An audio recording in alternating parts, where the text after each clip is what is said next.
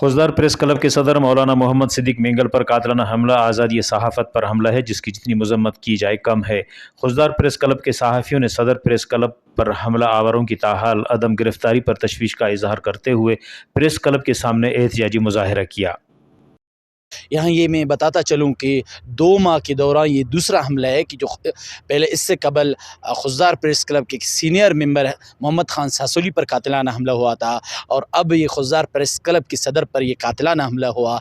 लेकिन यहाँ ये मैं बताता चलूँ कि इस दौरान हम ये देख रहे हैं कि खुजदार पुलिस हो या खुजदार इंतज़ामिया हो, वो बदस्तूर गफलत का मुजाहरा कर रही है। उनके नहली इस बात से आयान है कि उनमें से डिप्टी कमिश्नर हो या SSP खुजदार हो, उनमें से कोई एक भी खुजदार प्रेस क्लब आने की ज़हमत नहीं की है और न खुजदार प्रेस क्लब के सहाफ़ियों को उन्होंने कोई तसल्ली दी है कि जिसकी वजह से खुजदार प्रेस क्लब के ये साथी समझे कि हम महफूज है या उनसे इजहार यकजहती की हो। इस हवाले से वो बिल्कुल गफलत का मुजाहरा कर रहे। प्रेस क्लब के सदर पर हमला, मैं समझता हूँ कि ये सिर्फ सदर पर हमला नहीं है, ये सहाफ़त पर और कलम पर हमला है। कलम को, सहाफ़त को आज़ादाना काम करने दिया जाए, ये हम सब के लिए, शहर के लिए बेहतर है। पर हमला को हम आज़ादी सहाफ़त पर हमला तस्वर करते हैं और ज़िला इंतज़ामिया और पुलिस से मुतालिबा करते हैं कि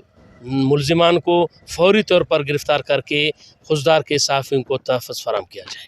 सहाफ़ियों ने मजीद कहा कि अगर मोहम्मद खान सासोली और सदर प्रेस क्लब मौलाना मोहम्मद सिद्दीक मेंगल पर हमला आवारों को गिरफ्तार नहीं किया गया तो हम अपने एहतजाज को मजीद वुसअत देकर एहतजाज के तौर पर रैली निकालेंगे। रिपोर्ट मुर्तज़ा बलोच, वश न्यूज़, खुजदार।